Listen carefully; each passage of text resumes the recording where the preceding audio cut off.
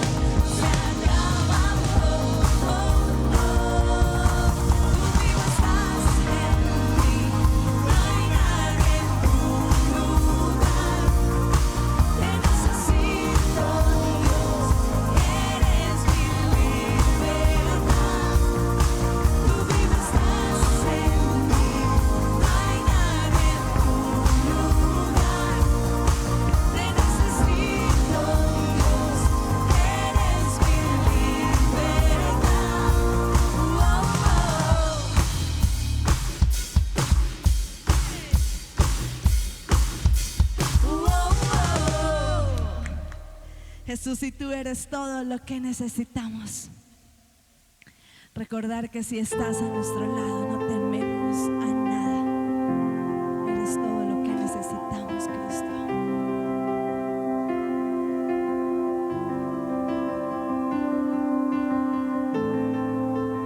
Más alto, en lo profundo, sé que estás aquí.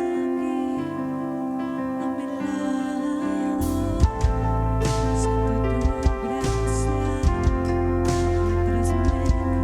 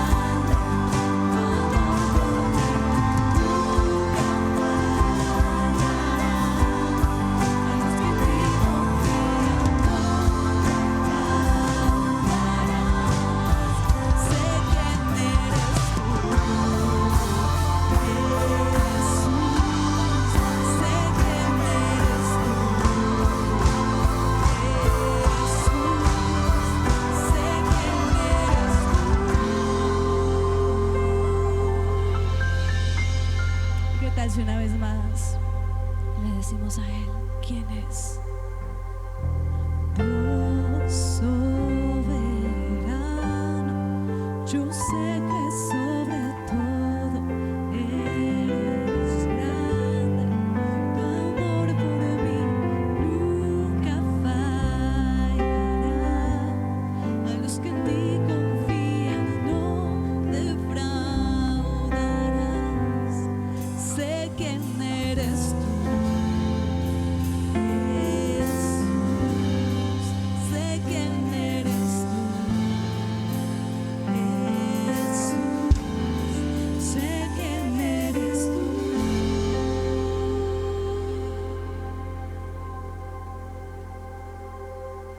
Y como conocemos el poder de tu amor, hoy nos acercamos ante el trono de la gracia. Envuélvenos con tu amor, Cristo.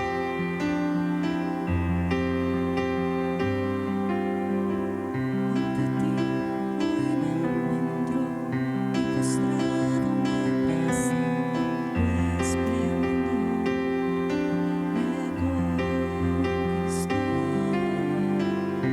Tu paz me abrazas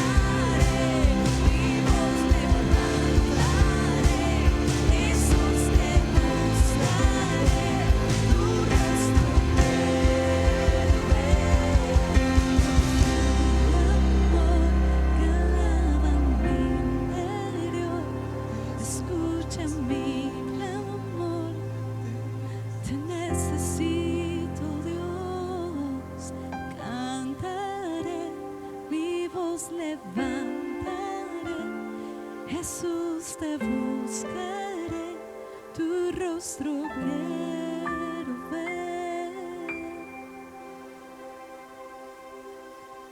Y revélanos a Cristo, Señor. Revélanos el amor profundo e inigualable que hay en Él. Déjanos conocer, Señor, tu gran amor. Ese amor, Señor, que sobrepasa nuestros temores. Ese amor de Cristo, Señor, que sana nuestras heridas. Hoy hay un clamor de nuestro espíritu, de nuestra alma, Señor, por ti. Por verte a ti, Señor. Por un instante de tu gloria. Por un destello de tu reino, Dios. Clamamos por ti, Señor. Ante ti, Señor, rendimos nuestro corazón, Señor. Ante ti dejamos, Señor, nuestra culpa, nuestra carga.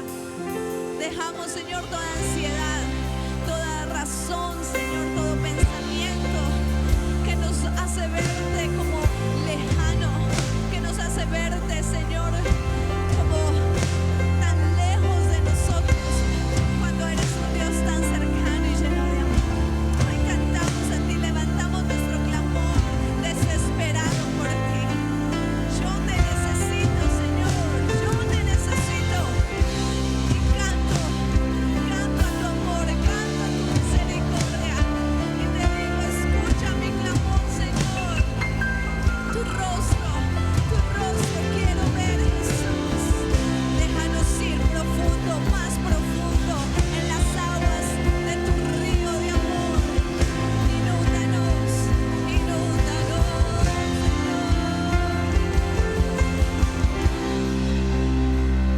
inúndanos con tu gracia, con tu fuego. Y desde este lugar queremos bendecir a cada persona, Señor, que está hoy sintonizada a este tiempo. Oramos para que tus brazos, Señor, abracen a tus hijos. Al que necesita consuelo, Señor, pueda ser tan real tu amor, un bautismo de amor inundando sus corazones. Aquel que está afligido por el dolor físico, por alguna enfermedad, Señor, abrázalo con tu gracia y déjale ver que no estás solo, que tú estás ahí con él. A cada madre, Señor, que se levanta a diario para sacar su familia adelante, para enseñar, fortalece, trae, Señor, vida, trae sueños nuevos, Señor, sobre aquellas que han perdido la esperanza y la fe. En el nombre de Jesús bendecimos tu iglesia y bendecimos a cada uno desde este lugar. Gracias porque nos acompañas y estás con nosotros siempre. Hemos orado en tu nombre, Jesús. Amén. Les amamos, iglesia.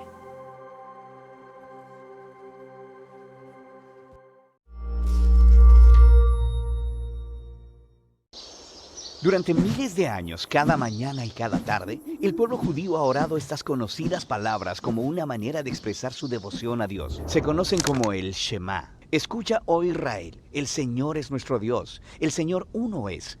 Amarás al Señor tu Dios con todo tu corazón, con toda tu alma y con toda tu fuerza. Vamos a explorar la palabra alma. La palabra hebrea es nefesh.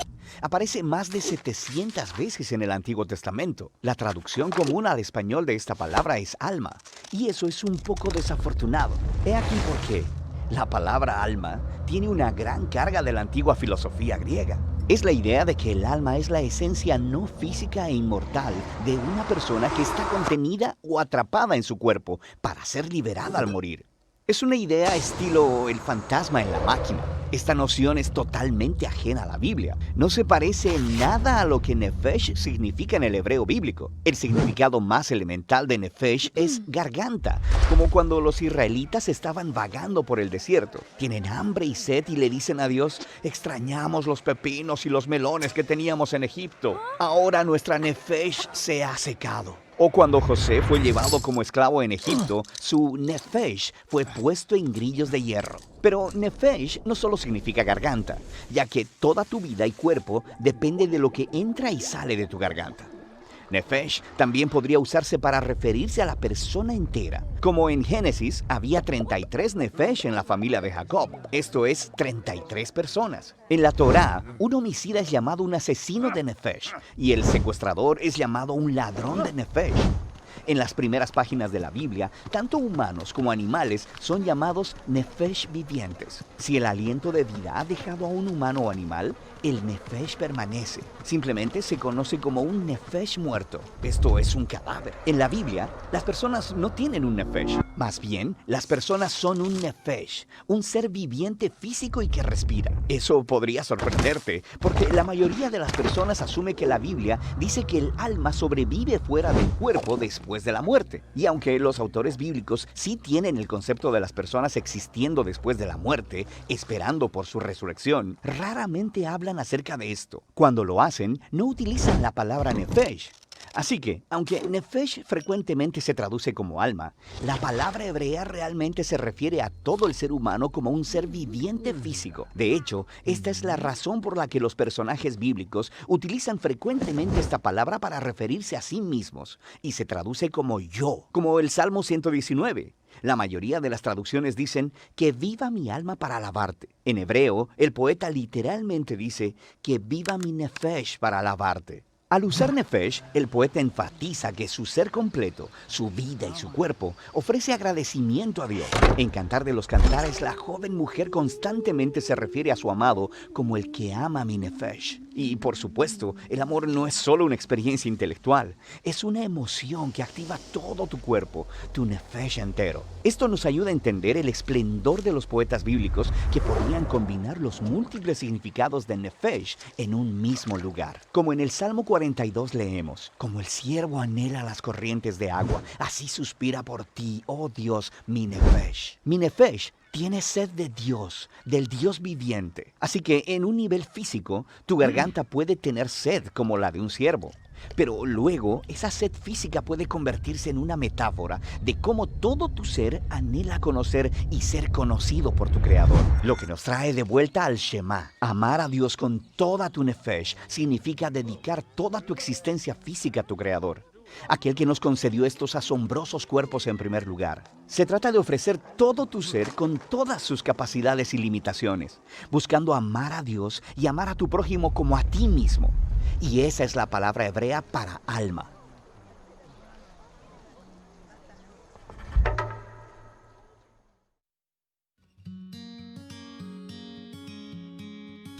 Me encantan mucho los videos de Proyecto Biblia porque me enseñan cosas nuevas, cosas diferentes, cosas increíbles que de verdad no sabía. Y hoy queremos recomendarles algo nuevo. Tal vez no hayan escuchado las siguientes canciones. Yo quiero recomendarles Tumbas Hechas Jardines de Elevation Worship. Y amor, ¿tú qué quieres recomendar? ¿Por qué te gusta Tumbas Hechas Jardines? Bueno, porque la letra es increíble, la forma en la que se adora en esa canción es increíble y me conecta muchísimo con Dios. Yo quiero recomendarles una que se llama Entre las Llamas. Hace referencia, esta canción es de Hillsong y hace referencia a la historia, siento yo que hace referencia a la historia que vivió Daniel, allá en el libro de Daniel. Y me recuerda que está conmigo, que pagó el precio por mí. De verdad, escucho esta canción y me llena, levanta mi fe. Cuando me siento sola me gusta mucho escuchar esta canción porque me recuerda que Él está conmigo. Entonces les recomendamos estas dos canciones. Recuerden que por medio de canciones, por medio de adoraciones o tal vez de solo escuchar podemos conectarnos con Él, aun cuando no tenemos nada para decir o simplemente estamos cansados o estresados o fastidiados de la vida. Adorar, escuchar canciones nos ayudan y levantan nuestra fe.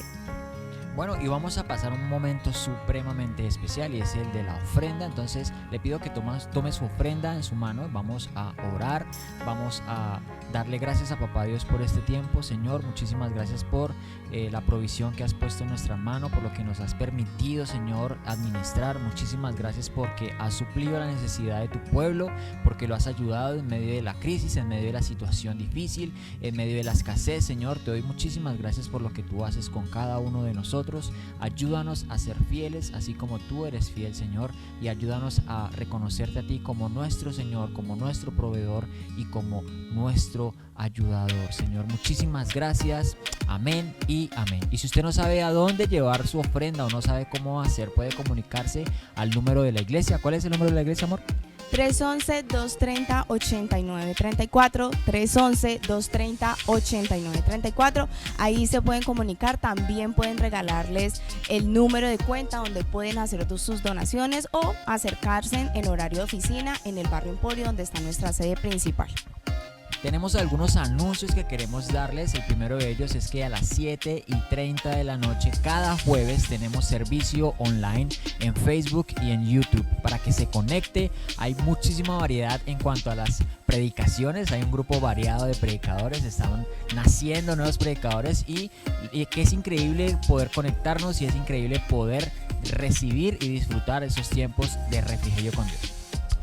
Otro anuncio importante es que todos los domingos tenemos transmisión o estreno. ¿Estreno de la transmisión? Sí, transmisión. Una palabra difícil de decir para mí. A las 9 de la mañana y a las 4 de la tarde. Entonces, si usted se levantó tarde o ese día decidió salir a desayunar y almorzar y volver, en la tarde se puede conectar a las 4 de la tarde. Recuerden, 9 de la mañana, 4 de la tarde.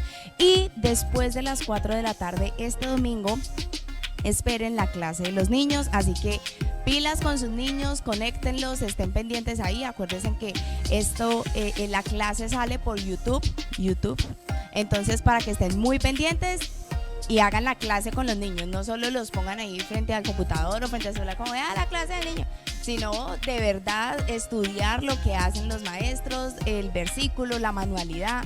Esas manualidades de los maestros son muy chéveres, entonces estén muy pendientes ahí con sus niños para que ellos también tengan su espacio de aprender y crecer. Y por último, tome lápiz, papel, bolígrafo si usted necesita tomar apuntes, o preste muchísima atención y elimine cualquier distractor de su alrededor. Tal vez solo necesita prestar un poco de atención. Y vamos a la palabra que hoy está a cargo o viene de parte de nuestro pastor Isaías Puentes.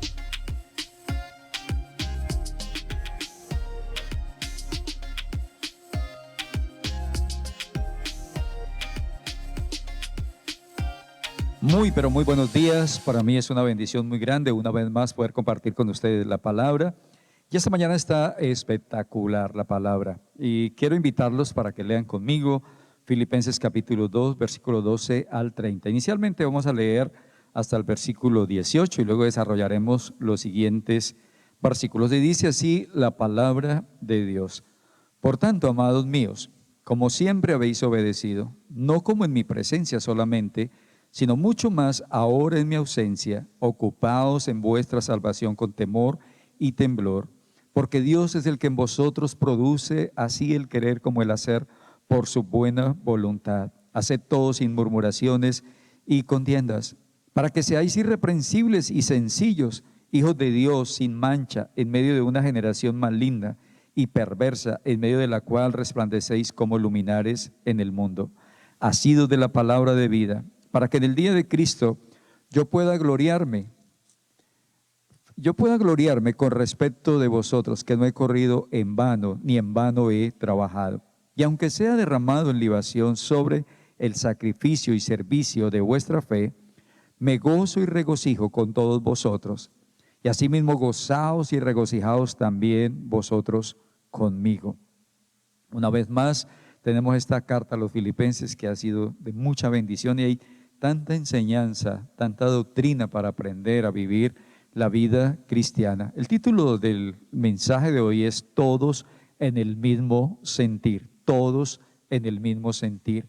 Ahora, ¿de cuál sentir estamos hablando? Del sentir que hubo también en Cristo, el cual siendo en forma de Dios, no estimó el ser igual a Dios como cosa que aferrarse, sino que se despojó a sí mismo, tomando forma de siervo, hecho semejante a los hombres y estando en la condición de hombre, se humilló a sí mismo. En otras palabras, el sentir es que debemos considerar a los demás como superiores a nosotros. El sentir de Cristo es humildad. El sentir comenzó en Cristo como un ejemplo de amor, de humildad y de entrega.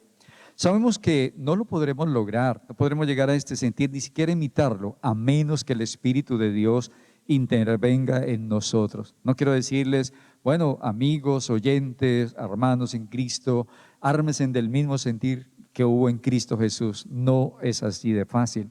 Necesitamos una dependencia total del Espíritu de Dios, que Él produzca en nosotros ese sentir que hubo en Cristo, ese sentir genuino de considerar a los demás como superiores a nosotros y de menguar y desaparecer nosotros. Veremos cómo el sentir que afirma aquí el pensamiento, ese sentir habitó primero en Cristo, pero también ese sentir estaba en la iglesia, y ese sentir estaba en 3 hombres mencionados, que son Pablo, Timoteo y Epafrodito. Es un nombre griego que no tiene un gran significado, porque Epafrodito era como en un honor a la diosa Diana de los Efesios, o Epafrodita, la diosa de la fertilidad mejor. Ahora, en medio de un imperio pagano, en un imperio cruel, la iglesia podía vivir, la iglesia podía mantenerse firme, humilde y sencilla, solamente confiando en Jesús. Solo así también, no solamente Pablo, Timoteo y Epafrodito, sino también los creyentes de aquella época. Parece que miles de creyentes se habían armado del mismo pensamiento de Jesús, del mismo sentir, del deseo de no brillar ellos, sino dejar que Dios recibiera el honor y la gloria. Ahora, Pablo comienza haciendo algunas recomendaciones y advertencias a los hermanos de Filipos, recomendaciones y advertencias. Y la primera cosa que les dice es: ocupaos en vuestra salvación. Versículo 12, ocupaos en vuestra salvación con temor y temblor. Ahora, Pablo les hace ver que a ellos les toca de aquí en adelante ocuparse en su salvación, ocuparse de sus propios problemas y de los problemas de la iglesia, los problemas de su vida espiritual y los problemas de la iglesia. Mucha gente menosprecia los ministros y los ministerios, pero por algo Dios constituyó apóstoles, evangelistas, profetas, pastores, evangelistas y maestros, un equipo, 5 ministerios con un propósito: edificar la iglesia. Y cuando llegan esos momentos donde los ministros, los líderes no pueden estar al frente, es ahí donde la iglesia comienza a sufrir, porque de alguna manera Dios sabe que la iglesia, la gente necesita estar bajo una cobertura, y en este caso Pablo está detenido. Timoteo, que era su ayuda, su compañero de ministerio, se fue también a la ciudad donde Pablo está detenido, y Epafrodito, que se cree que era el pastor de la iglesia de Filipos, también fue enviado con unos donativos para asistir y suplir las necesidades de Pablo. Así que la iglesia de Filipos en estos momentos está sola, y por eso viene el corazón de Pablo ese pensamiento. Dice: ocupaos en vuestra salvación con temor y temblor. Ellos tenían que hacerlo. Al decir ocúpense con temor y temblor, les está diciendo: sean responsables con sinceridad, sean diligentes y tengan mucho cuidado de su salvación. Pero para ocuparse de la salvación, o al decirle ocúpense de la salvación, es porque la salvación los había alcanzado a ellos. Una persona que no ha sido salva no le importan las cosas de Dios, ni le interesa la vida espiritual. Si ha habido un ataque en este tiempo de muchas personas abiertamente contra la iglesia, contra los ministros, con la predicación, es esta época. Que no abramos iglesias, que para qué, que eso no se necesita. Pero el mundo nos está dando la razón. Lo que está sucediendo, la cantidad de gente enferma, la cantidad de gente que está padeciendo depresión, desesperanza. Sabe que la iglesia hace un gran aporte, los mensajes, la oración, la consejería, el alentar a la gente a orar con ellos, animarlos. Todo este trabajo es impresionante. Así de que doy gracias a Dios por aquellos que se han ocupado de su salvación en este tiempo, que han tenido a bien entonces buscar a Dios. La segunda cosa que les dice es: Dios es el que da la salvación. Dios, en el versículo 13 dice: porque Dios es el que produce en vosotros el querer como el hacer por su buena voluntad. Dios nos da la salvación por medio de la fe. Dios no acepta ninguna obra, ninguna buena obra para que seamos salvos. Pero una vez que somos salvados, entonces Dios habla de esas obras con nosotros. Es interesante eso, porque La salvación produce resultados o algún tipo de resultado en las personas, es decir, cambios. En la Reforma, por allá en el siglo XVI, se acuñó una frase, se hablaban de las 5 solas: solo fide, solo grata, solo escritura, solo espíritu, solo Cristo es Dios. Y una de las solas era la fe, solo la fe salva. Pero entonces decía, la fe sola salva, pero la fe no está sola. Va a repetir este pensamiento. La fe sola salva, pero la fe no está sola. Y esto tiene concordancia con Santiago 2:17, que dice que la fe sin obras está muerta. Nuestra salvación nos lleva a actuar y a hacer buenas obras. Así la podemos mostrar exteriormente. Santiago no está hablando de la salvación, está hablando de la fe por obra. Él decía, muéstrame tu fe sin tus obras y yo te mostraré mi fe por mis obras. Entonces, es tan interesante este pensamiento y es tan importante que nos dice, bueno, una vez somos salvos, no somos salvos por obras, pero una vez que somos salvos estamos listos para mostrar la salvación por buenas obras. Dejo claro ese pensamiento. Ahora, no tenemos que llevar un letrero en la frente o en la espalda o en el pecho diciendo somos de fe, somos salvos y hacemos buenas obras. No, debe ser algo que fluye de nosotros de una manera espontánea, que la gente lo ve, que nuestro prójimo lo ve, ¿sí? Que puede decir, esta gente ha sido transformada, ha sido tocada, se nota que sus vidas han sido impactadas por Jesús. Esa es la segunda recomendación. La tercera recomendación dice, haced todo sin murmuración ni contiendas, en el versículo 14. Ahora, jamás deberíamos aceptar, y nadie debe aceptar, hacer algo para Dios si va a quejarse. Si usted en su corazón ha decidido mover una silla o visitar a un enfermo o predicar alguna palabra, usted nunca debe aceptar ese trabajo porque va a quejarse, es que es tan pesado, es que no me están pagando, es que no me dieron el pasaje, es que no me ayudan. No, cuando hacemos algo para Dios debemos hacerlo de corazón, jamás quejarnos. Si damos alguna ayuda, alguna cosa, siempre es para darle la honra y la gloria a Dios. Pero luego dice, para que resplandezcáis como luminares en el mundo. Y este versículo me gustaría leerlo porque creo que es el versículo 15, ¿sí? Y este versículo me impactó mucho, como narra aquí la palabra, dice el versículo 15, para que seáis irreprensibles, sencillos, hijos de Dios, sin mancha, en medio de una generación maligna y perversa, en medio de la cual resplandecéis como luminares en el mundo. ¿Qué me llamó la atención de este texto? Es que esta es una de las realidades. La iglesia está puesta en un mundo, en medio de una generación perversa y maligna. Cada día escuchamos noticias tan aterradoras como hombres que violan a sus niñitos de meses, de 2, de 3 añitos, como mujeres que permiten que el padrastro o su amante mate a sus niñitos a golpes. Vemos tantas cosas en este tiempo. Hemos sido testigos, las noticias nos han mostrado cosas tan deplorables, tan vergonzosas, tan tristes. Y vivimos en una generación así, llena de odio, de maldad, de resentimiento, gente que acusa a los demás, gente que quiere ver la caída de otro, que mueve cielo y tierra, que va a otras naciones, que busca apoyo internacional, pero que en su corazón, cada que lo entrevistan, cada que hablan, sacan toda la maldad, todo el veneno que hay dentro.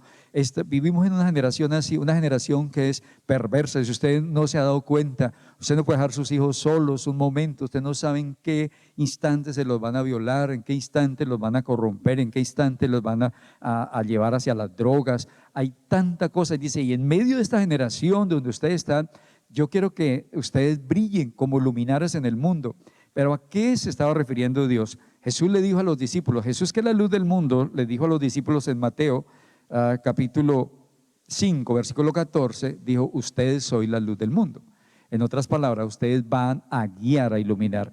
Es como cuando uno en una noche oscura mira hacia el cielo y ve allá a lo lejos un puntico, unas estrellas resplandecientes que dan como esperanza, como luz, aunque todo está oscuro. Es como si Dios en el cielo se para y mira la tierra, mira la oscuridad moral, espiritual que hay, pero luego empieza a ver a sus hijos, aquellos que hemos creído en Él, que hemos sido alcanzados por la misericordia de Dios y el Evangelio se nos ha revelado. Entonces Dios dice, ustedes que están ahí como pequeños luminares en el mundo, en medio de esta generación más linda, para dar luz, para dar dirección, para direccionar a la gente, para mostrarles el camino. No está diciendo que somos estrellitas para que la gente nos admire, ni que somos luminares para que la gente nos elogie. Tristemente muchos han malinterpretado este pasaje, pero no se refiere a eso. Ahora, les dice también agarrados de la palabra o cimentados en la palabra de Cristo.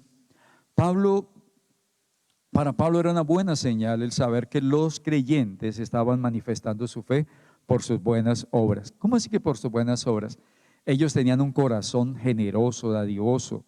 Ellos oraban por Pablo, pero muchas veces le habían enviado también de sus propios recursos para sustentarlo y para sustentar la obra. Ellos estaban predicando lo que habían aprendido de parte de Pablo y Pablo se sentía muy contento y muy agradecido porque él amaba la iglesia. Pablo había fundado esta iglesia de Filipos, él había establecido y los había llevado a Cristo y eso le daba una satisfacción y tenía una alegría muy grande. Decía, cimentado sobre esta palabra. Pero luego, después de estas recomendaciones, entonces el tema que estamos sustentando es todos en el mismo sentir. Y quiero que miren el sentir de Pablo. Ya les expliqué que el sentir es lo que había en Cristo. El deseo de no brillar, el deseo de no recibir los aplausos, el deseo de no mostrarnos, el deseo de buscar que otros surjan, que otros salgan adelante, que nos importa la vida de otras personas y que queremos que otras personas salgan adelante, sean bendecidos, crezcan. Y dice, ese sentir debe estar en nosotros. Y Pablo dice, se consideraba como esa libación sobre el sacrificio de Cristo.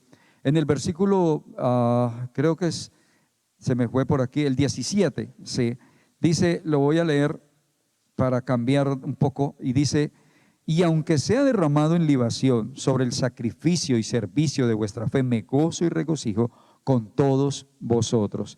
Y esta palabra libación, Pablo se consideraba como esa libación que se derrama sobre el sacrificio de la obra de Cristo. Y Pablo aquí está haciendo una mención a una de las ofrendas o de las primeras ofrendas del Antiguo Testamento.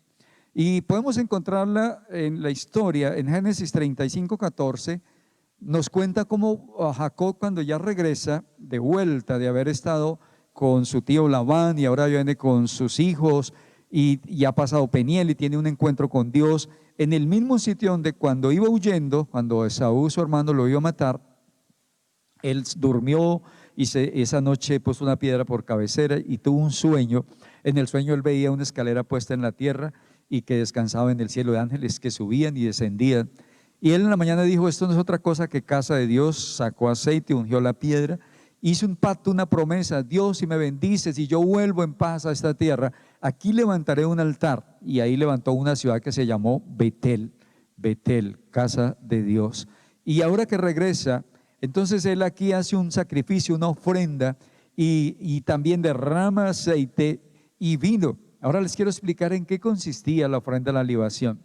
Era que los sacerdotes en sus sacrificios cotidianos, en sus sacrificios o en sus holocaustos, ellos tenían una ofrenda que se llamaba ofrenda de flor de harina, ofrenda encendida, y era que preparaban el sacrificio, el holocausto, y echaban aceite, y cuando eso se estaba consumiendo, estaba quemándose, entonces venía el sacerdote con 1 litro de vino y lo derramaba sobre el sacrificio que estaba ardiendo, y entonces ese vino, la sustancia, al tocar el calor o el sacrificio ardiente, sencillamente se evaporaba y subía al cielo, subía como un olor fragante. Esta ofrenda no tenía nada que ver ni con el pecado ni con la culpa del hombre, no tenía que ver, en otras palabras, con la redención ni con la obra de Cristo. Era una ofrenda de corazón, de adoración, algo que daba reconocimiento, pero era una ofrenda que se desvanecía de suyo y solamente Dios la podía percibir en el cielo.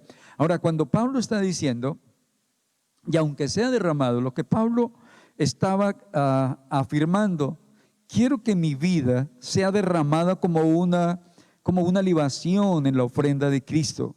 Pablo era consciente de la gran obra de Cristo, que el sacrificio de Jesús era lo máximo.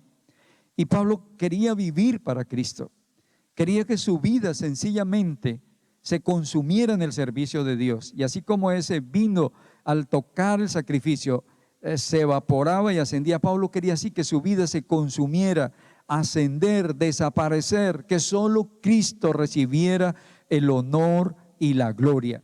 Y esto es impresionante. Y tal vez este es el punto más alto para vivir la vida cristiana.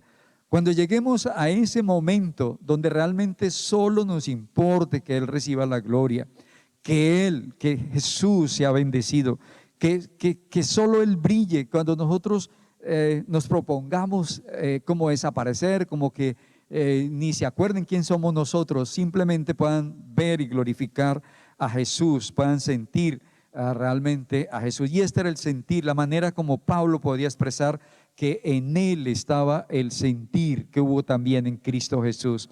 Un hombre con todos los pergaminos de Pablo: me consumo, me ofrezco, derramo mi vida al servicio de Dios porque quiero vivir solo para Él y para que Él sea exaltado, para que Él reciba la gloria. Desear con todo el corazón que Cristo sea exaltado y nosotros ni siquiera ser mencionados. Ese es el llamado de Dios en este tiempo para la iglesia. Ahora, ¿cómo se manifestó entonces el sentir de Cristo en Timoteo? Y les voy a leer los versículos 19 al 23. Y dice así, capítulo 2 de Filipenses, dice: espero en el Señor Jesús enviaros pronto a Timoteo, para que yo también esté de buen ánimo al saber de vuestro estado. Pues a ninguno tengo del mismo sentir, que tan sinceramente se interese por vosotros, porque todos buscan lo suyo propio, no lo que es de Cristo Jesús. Pero ya conocéis los méritos de Él, que como hijo a padre ha servido conmigo en el Evangelio. Así que a este espero enviaros luego que yo vea cómo van mis asuntos. Y cómo Pablo podía reconocer lo que Dios estaba haciendo en la iglesia, lo que estaba haciendo en él, pero lo que estaba haciendo también en sus discípulos, en la gente que estaba al lado. Timoteo era pastor de la iglesia de Éfeso, una de las iglesias más grandes y reconocidas del Asia Menor. Pero Timoteo, todo el tiempo, como era hijo espiritual de Pablo, Timoteo amaba a Pablo y seguía a Pablo. Pablo confiaba en Timoteo y le daba seguridad de que Timoteo pudiera ir a asistir a la iglesia de Filipos. Y entonces, ¿qué más sabemos de Timoteo y la relación con Pablo? Timoteo tenía el mismo sentir de Pablo y de Cristo, que se caracterizaba por la humildad. Timoteo había sido fiel a Pablo, nunca le había dado la espalda, siempre a su lado. Y eso hacía que Pablo confiara en él. Qué maravilloso es tener gente así al lado. Gracias a Dios por gente así como Timoteo, que mantienen la unidad de la iglesia con una actitud humilde. Doy gracias a Dios que me ha rodeado de mucha gente y hoy quiero honrarlos, aunque no los puedo mencionar porque no alcanzo a hacerlo, pero muchas personas, mujeres, jóvenes, hombres que han trabajado hombro a hombro, que han suplido, que han llegado, que se han interesado en este tiempo de la pandemia, han estado llamando, han estado pendientes de los demás, donde nosotros no llegamos, han llegado ellos. Y han sido fieles y han estado ahí, nos han guardado la espalda. Y esa gente tan valiosa, y doy gracias a Dios por gente como ellos. Gracias a Dios por gente que ama la obra de esa manera. Pablo entonces elogiaba la humildad de Timoteo y dice en el versículo 21 y 22, da a entender que había gente que no buscaba a Dios, sino que buscaba brillar y que buscaba su propio beneficio y hacerse famosos. Y había gente hasta que trataba de minimizar la obra de Pablo, lo que Pablo había hecho. Y Timoteo no. Timoteo dice sinceramente, porque muchos buscan su propio bienestar, su propia gloria, pero Timoteo amaba la iglesia, amaba a Pablo, tenía el sentir de Cristo. Y esto es maravilloso. Y este es un llamado también hoy a la iglesia, hoy a la gente que sigue a Dios.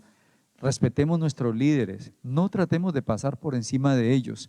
Por algo Dios los puso ahí. Puede que usted tenga mayor conocimiento que ellos, puede que usted maneje mejor la tecnología. Usted nació en una época donde tuvo mayores oportunidades de capacitarse, preparar. Tal vez su pastor sea un humilde campesino, un hombre sencillo, pero Dios lo llamó, Dios lo unió y lo puso allá en ese pueblo. Respételo, ámelo, apóyelo. No trate de humillarlo porque no tiene los conocimientos que usted tiene, porque era lo que estaba viviendo Pablo con la gente. Pero Timoteo respetaba y amaba la obra. Y por último, en los tres entonces encontramos a Epafrodito. Y me encanta cómo Pablo habla de Epafrodito. Y vamos a leer algunos versículos. Por ejemplo, el versículo 25 dice, del capítulo 2 de Filipenses, dice: mas tuve por necesario enviaros a Epafrodito, mi hermano y colaborador y compañero de milicia, vuestro mensajero y ministrador de mis necesidades. Ahora este versículo está describiendo a Epafrodito, un líder. Muchos creen que era el pastor de la iglesia de Filipos, pero por causa de que Pablo estaba preso en una cárcel romana, puede ser precisamente en Roma, Epafrodito dejó la iglesia sola y se vino a asistir a Pablo.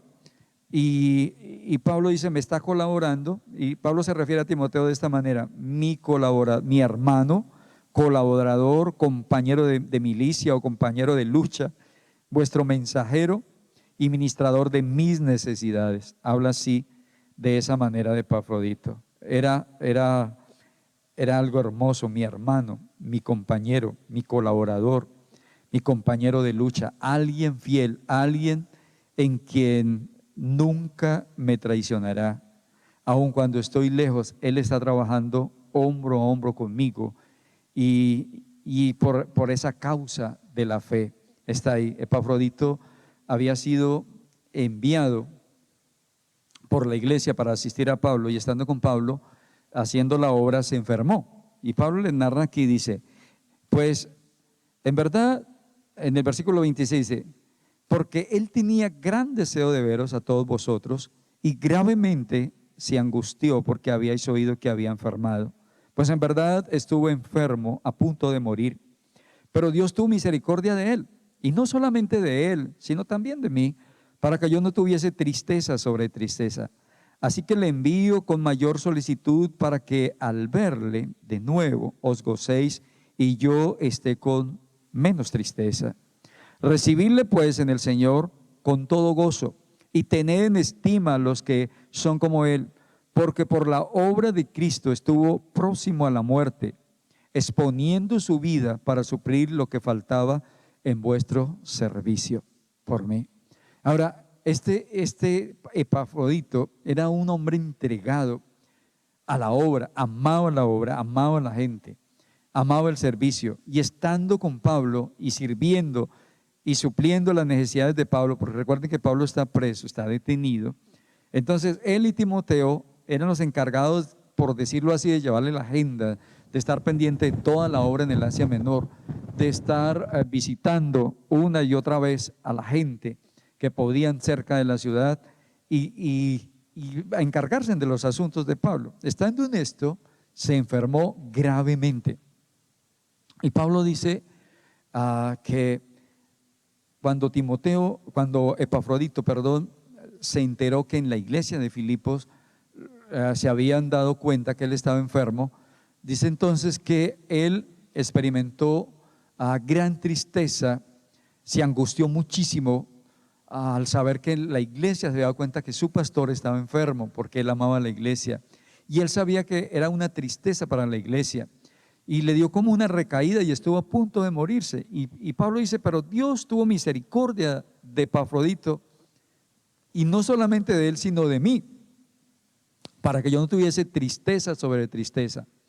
Ahora, Pablo en el capítulo 1 nos dice que para él vivir es Cristo y el morir es ganancia. O sea, él no le daba a la muerte tristeza, pero a la muerte de otros sí, porque este pastor era muy querido para Pablo, y él sabía cuánto amor había en la iglesia. Ahora, lo que nos deja ver el pasaje de Epafrodito es que era un hombre humilde, que tenía el sentir que hubo en Cristo, que amaba a la iglesia, que se desvivía por la iglesia, que el solo saber que la iglesia se entristecía porque se había enterado que él estaba enfermo, le producía a él un dolor y una tristeza en el corazón. Y eso nos hace ver también que la iglesia lo amaba, amaba a su pastor. Qué lindo es cuando hay una buena relación entre iglesia, pastor, o líderes e iglesia. Cuando los líderes aman realmente la gente, cuando lloran con la gente, lloramos con la gente. Hace una temporada donde hemos afirmado el amor y las buenas relaciones, donde hemos ido, donde hemos llorado, donde hemos orado juntos. También hemos sentido el respaldo de la gente, y es tan impresionante y tan maravilloso cuando este sentir está en la iglesia, una iglesia con líderes que tienen el sentir de Cristo, que aman la obra de Dios, que no están buscando su fama, que no están buscando brillar, que están trabajando día y noche, sea festivo, esté lloviendo, esté tronando, esté relampagueando. Estamos yendo, entregando hasta lo último, hasta el último aliento, predicando la palabra, enseñando, diciendo a la gente, llamándolos al arrepentimiento, en la radio, en los medios, en las cárceles, en los campos, donde quiera que podemos pararnos y predicar un mensaje. No estamos buscando gente para que nos siga a nosotros, ni para hacernos un reino, ni un nombre. Estamos buscando que la gente conozca a Jesús y escape de este mundo de perdición y de maldad. Amigo, no hay otra esperanza sino Jesús. Y iglesia que me escucha el día de hoy, debemos llegar todos, pero ese debemos es entre comillas. Nuestro deseo es llegar hasta experimentar el sentir que hubo en Cristo, de considerar a los demás como superiores a nosotros mismos, de tener esa humildad que había en Pablo, de entregarse al sacrificio, de ser como Timoteo. Dice que no había ningún interés en él más que el servir a Jesús, pero también como Epafrodito, que podía amar a la iglesia, que se angustiaba por la iglesia, que se desvivía por la iglesia. Y Pablo dice: a este lo voy a enviar, y le recomienda una cosa. Les dice en el versículo 28: así que le envío con mayor solicitud, para que al verle de nuevo os gocéis y yo esté con menos tristeza. Recibidle pues en el Señor con todo gozo, y tened en estima a los que son como Él. Qué bonito eso. Porque por la obra de Cristo estuvo próximo a la muerte, exponiendo su vida para suplir lo que faltaba en vuestro servicio por mí. Y es así, líderes que están dispuestos a exponer su vida por la iglesia. Y eso hemos hecho. Nos han dicho: no vayan a ciertos lugares, se van a contaminar.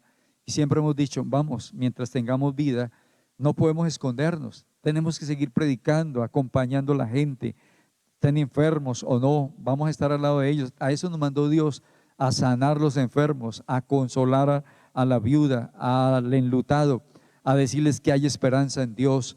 Iglesia, hay esperanza en el Señor. Los invito a anhelar y a desear todos el mismo sentir, todos en el mismo sentir, en el sentir que hubo también en Cristo Jesús. Que el Dios Todopoderoso bendiga sus vidas, que la paz de Jesucristo esté en sus corazones, que ustedes puedan llegar a experimentar ese amor por Jesús, por las personas, que la gente pueda ser bendecida. ¿Sabe? La gente se da cuenta cuando uno la ama, así como los niños se dan cuenta cuando alguien los quiere, cuando alguien los ama. Así la gente se da cuenta cuando nos acercamos con sinceridad, cuando les abrazamos de parte de Dios, cuando les llevamos un mercadito, cuando hacemos algo, cuando oramos por ellos en nombre de Jesús. Nosotros no tenemos nada para dar, pero tenemos a Jesús, y si tenemos a Jesús, lo tenemos todo. Padre, te damos gracias, te bendecimos, te damos el honor y la gloria, te damos la honra, la alabanza a ti. Hoy bendigo toda la audiencia. Siento en mi corazón orar por los enfermos, la gente que está en las clínicas, la gente que está desahuciada por este COVID-19. En el nombre de Cristo, Señor, toda la gente que está en riesgo, la gente obesa, la gente diabética, la gente que tiene problemas de riñón, problemas renales. Señor, en el nombre de Jesús, donde quiera estén, tócalos y sánalos por las llagas de Cristo Jesús. Señor, oro por aquellos niños que están hoy tristes, no tienen comida, por aquella mujer que no tiene un esposo al lado, Señor, que tiene que ir por las calles mendigando el alimento, tocando la conciencia de la gente. Oro, Señor, por las personas que están adineradas, que tienen formas, oh Dios, que no se encierren en sus conjuntos residenciales donde nadie los moleste, que puedan hacer mercado, salir a los sitios de pobreza y llevar comida. En nombre de Dios, oro, Señor amado, Dios todopoderoso, porque la gente recibe el amor tuyo, Señor. Dios mío, en el nombre de Cristo Jesús, oro por los pastores que están en los campos, oro por las iglesias que no han podido abrir, Señor. Oro por aquellos hombres que llevan la palabra, Señor amado, y hoy están encerrados y no pueden seguir adelante. En el nombre de Jesús, Señor, bendice tu pueblo, bendice a esa persona que me está escuchando, ese hombre que no tiene trabajo, que no sabe cómo llevar sustento a su casa.